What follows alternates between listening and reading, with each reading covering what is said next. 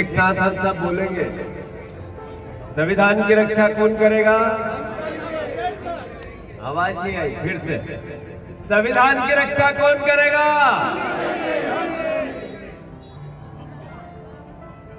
भारत माता की, भारत माता की। मंच पर उपस्थित आदरणीय हम सबके नेता दिग्विजय सिंह साहब, पूर्व मुख्यमंत्री जी, जरा जोरदार तालियों से उनका हम सब स्वागत करें। मंच पर विराजित शहर कांग्रेस के अध्यक्ष प्रवीण जी, जिला कांग्रेस के अध्यक्ष अनोखी जी, और सबसे लोकप्रिय, सबसे पसंदीदा, सबसे मेहनती, सब लोगों के दिलों में बसने वाला और हमेशा 24 घंटे केवल जिस क्षेत्र ने उनको चुन के सम्मान दिया उनके लिए काम करने वाले आतिफ अकील जी के लिए भी हम सब मिलकर जोरदार तालियों से स्वागत करें।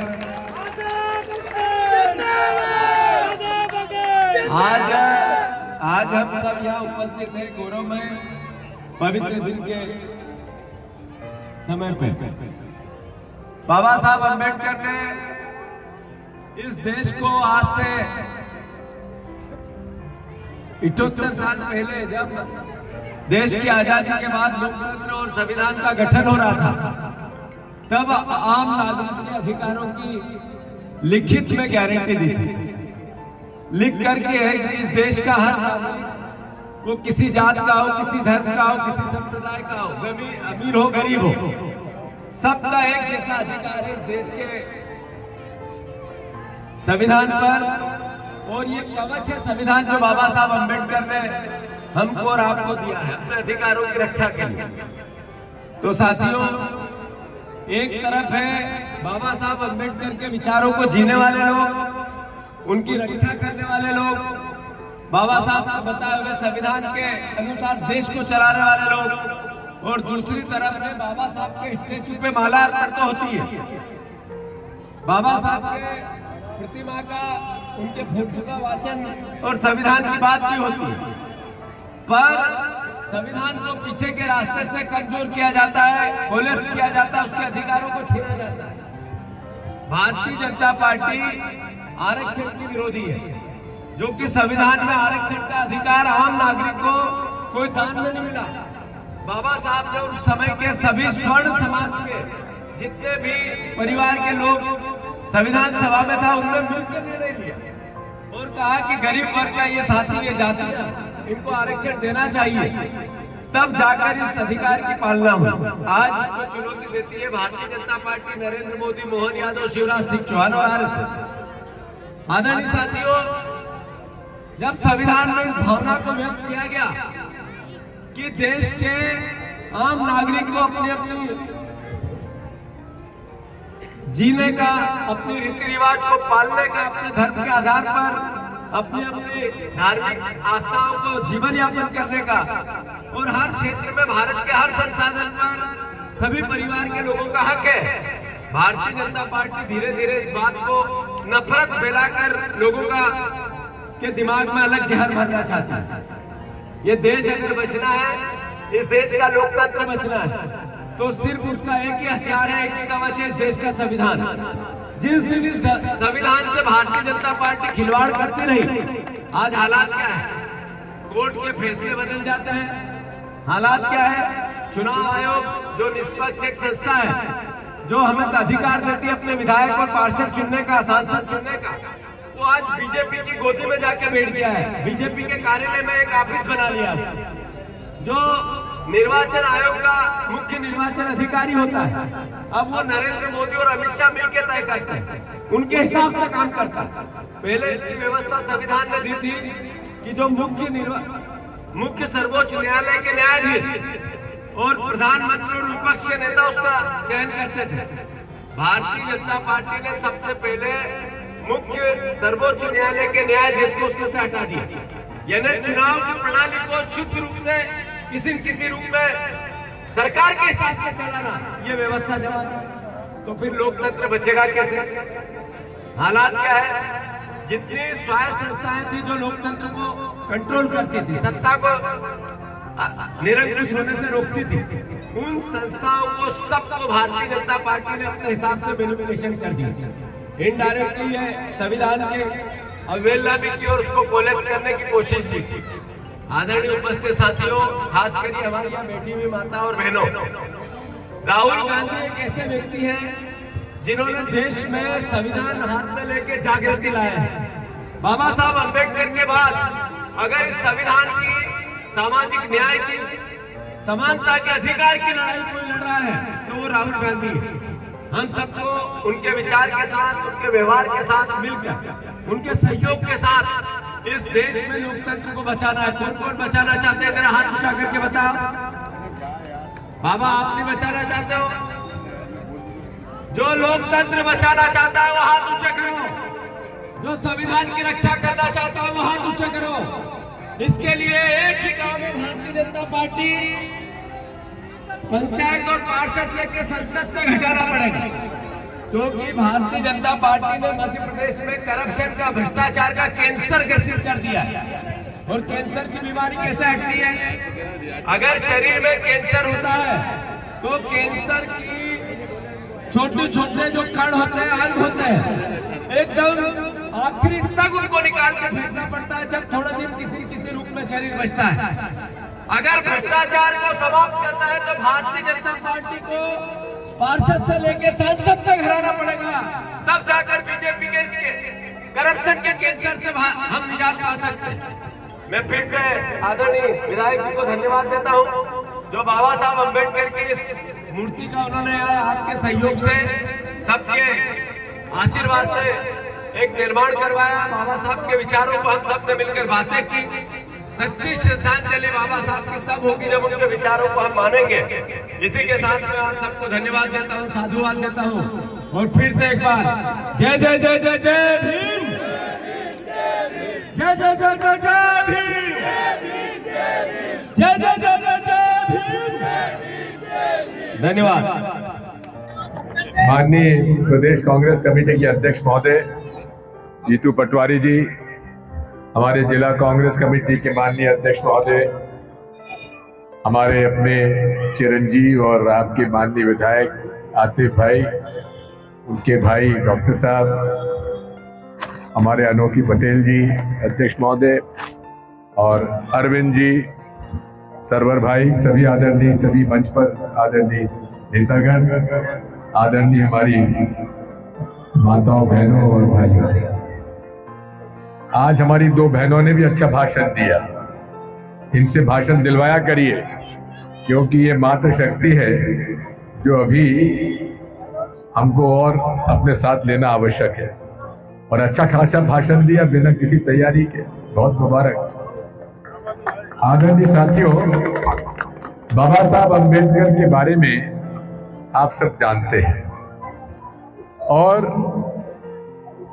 ये देश में ये अनुसूचित जाति जनजाति वर्ग ऐसा है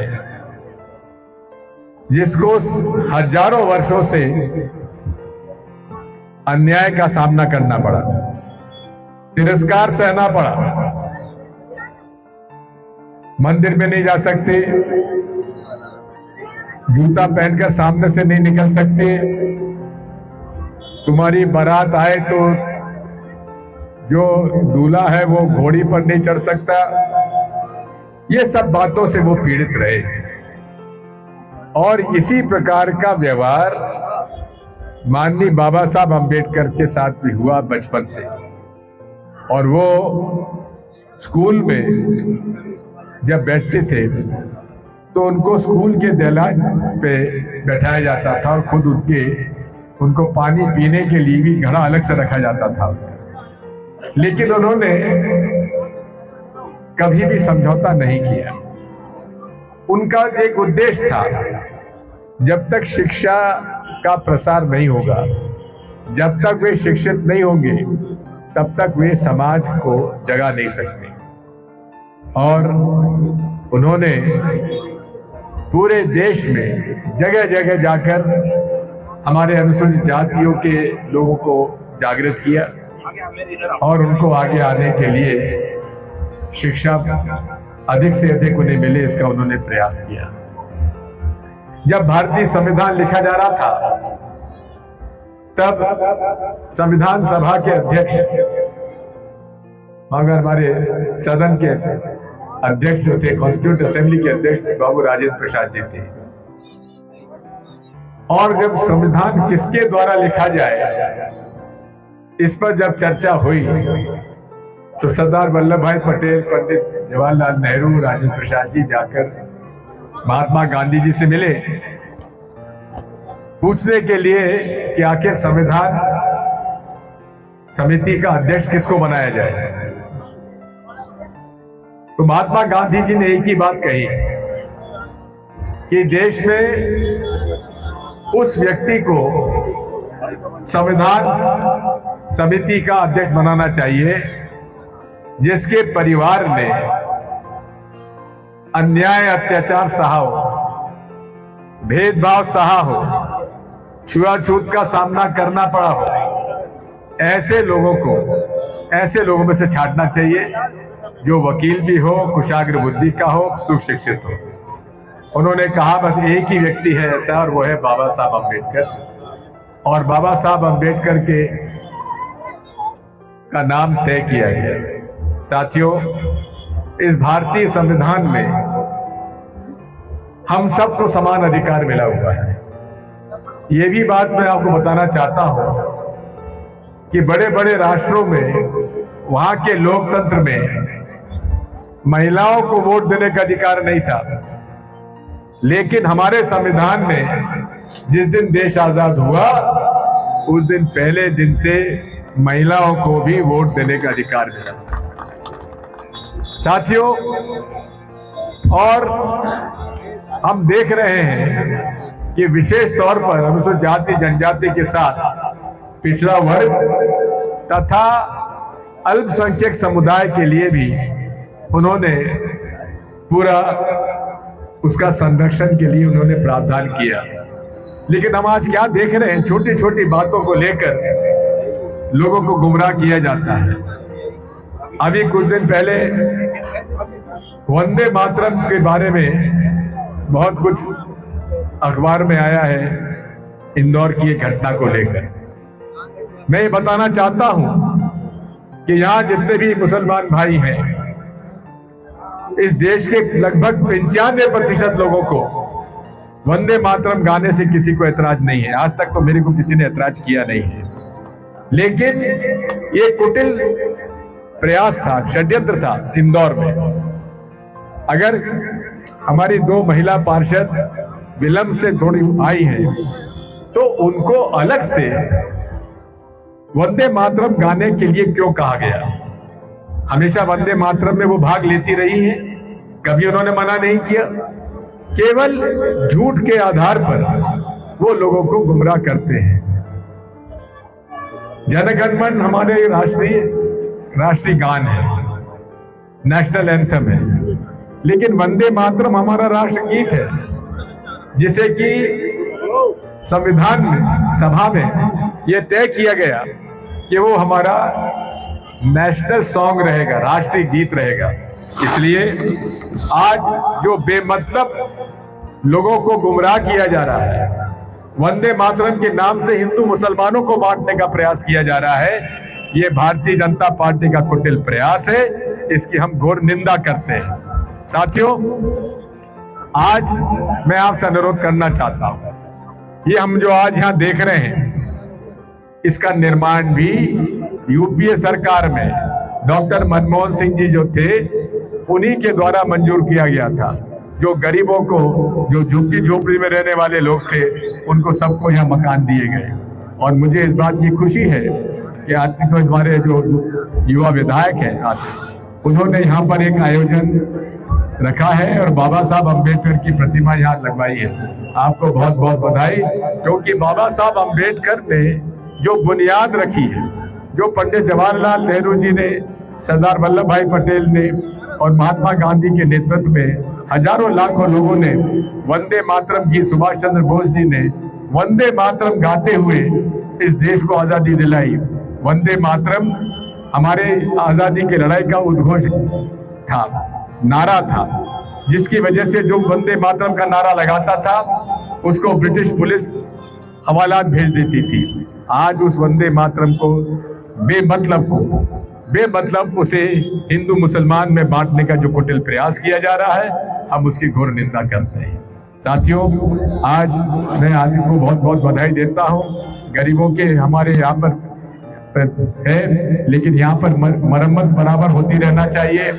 मैं मध्य प्रदेश सरकार से इतना ही कहूँगा कि ज़्यादा से ज़्यादा यहाँ के लोगों को सुविधाएं उपलब्ध कराए, और मैं आज इस बात के लिए हमारे युवा विधायक को बहुत बधाई देना चाहता हूँ कि उन्होंने यहाँ पर आयोजन रखा है, और हमारी बहनें भी यहाँ पर मौजूद हैं, उनको भी बहुत बहुत शुभकामनाएं। इसलिए बाबा साहब अम्बेडकर के आज जन्मदिन पर आप सबको बहुत बहुत बधाई। जय बापू, जय भीम, जय संविधान, जय लोकतंत्र। बहुत बहुत धन्यवाद। जिंदगी दी है तो जीने का सलीका देना, मेरे मालिक पाँव बख्शे है तो तौफीक के सफर भी देना। गुफ्तगू तूने सिखाई कि मैं गूंगा था, अब जो बोलूं तो मेरी बातों में असर तो ही देना। दोस्तों और साथियों, आज हमारे लिए बड़े सौभाग्य की बात है कि बाबा साहब भीमराव अंबेडकर की प्रतिमा के अनावरण में मध्य प्रदेश के पूर्व मुख्यमंत्री, युवाओं के हम सब के प्रेरणा स्रोत और हम सब के लोकप्रिय नेता मेरे पितातुल्य आदरणीय दिग्विजय सिंह जी का हम तहे दिल से शुक्रिया अदा करते हैं। आप सबका, हम सब की तरफ से आप सबका शुक्रिया अदा करते हैं कि आप लोग यहाँ पर आए, अपना कीमती वक्त दिया और हम लोगों का हौसला बढ़ाया आपने। मंच पर मौजूद नौजवानों की ऊर्जा, किसानों की लड़ाई लड़ने वाले संघर्षशील नेता मेरे बड़े भाई आदरणीय जीतू पटवारी जी का मैं तहे दिल से इस्तकबाल करता हूँ, खैर मकदम करता हूँ कि आपने अपने कीमती वक्त के अंदर हमको थोड़ा सा वक्त दिया। हम आप सबका बहुत बहुत शुक्रिया अदा करते हैं। दोस्तों और साथियों, जैसा कि हम जानते हैं आज अंबेडकर जयंती है। डॉक्टर अंबेडकर का जन्म 14 अप्रैल 1891 को हुआ था। बाबा साहब हमारे देश के संविधान के निर्माता हैं।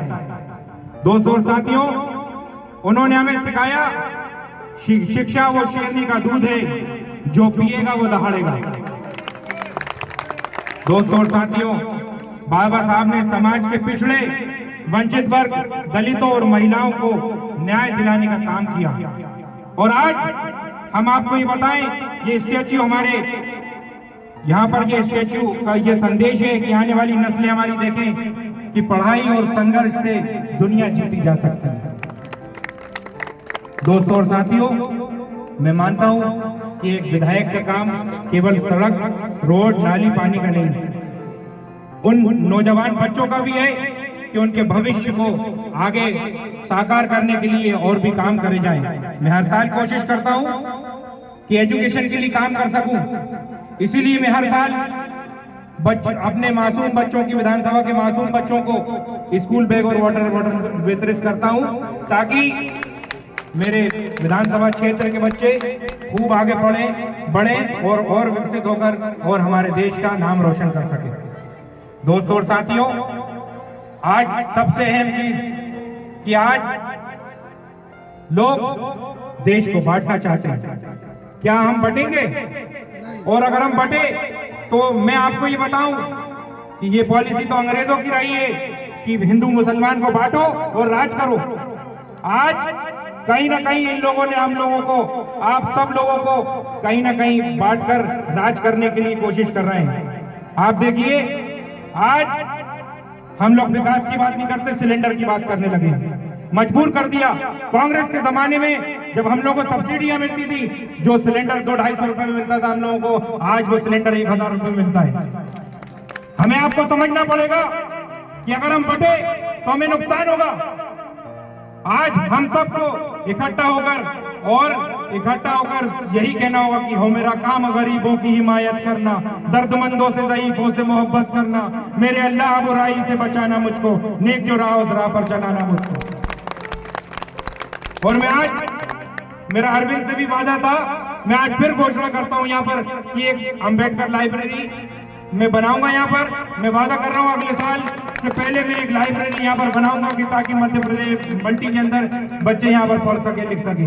आप देखते होंगे यहाँ पर 40 साल से भाजपा के पार्षद हैं, यहाँ पर भरपूर भाजपा को वोट मिलते हैं, लेकिन इन इलाकों को आप देखो, जर्जर सड़कों को देखो, यहाँ पर सीवेज के नाली के पानी बहते रहते हैं, लेकिन कहीं ना कहीं पार्षद की कमी रहती है।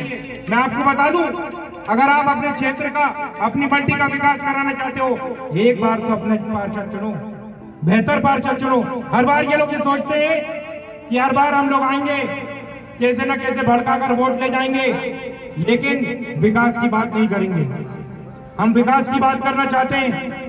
बेशक मैं विधायक हूं, आपका जनप्रतिनिधि हूं, मैं कोशिश करता रहता हूं कि काम कर सकूं, लेकिन मेरा मानना यह है कि कहीं ना कहीं पार्षद का एक बहुत बड़ा महत्वपूर्ण हिस्सा होता है, जो साफ सफाई, नाली, पानी, इन सब चीजों की सुविधाओं की जिम्मेदारी पार्षद की रहती है। 40 साल से यहाँ पर भाजपा का पार्षद है, वो कहीं ना कहीं नुकसान पहुंचा रहता है। हर चुनाव में आएंगे, आपको भड़का कर चले जाएंगे, लेकिन आप बताओ कि कब हमारे क्षेत्र का विकास होगा, कब हमारे घर का बच्चा पढ़ने लिखने जाएगा। उसके लिए हमें बेहतर काम करना पड़ेगा। ऐसे ही आप लोग मदद करते रहोगे, साथ देते रहोगे, तो आतिशयुदा में हक बात कहेंगे, कुंदन की तरह दहर में पाबिंदा रहेंगे। तारीफ बताती है हर दौरे सितम में हम जिंदा थे, हम जिंदा हैं, हम जिंदा रहेंगे।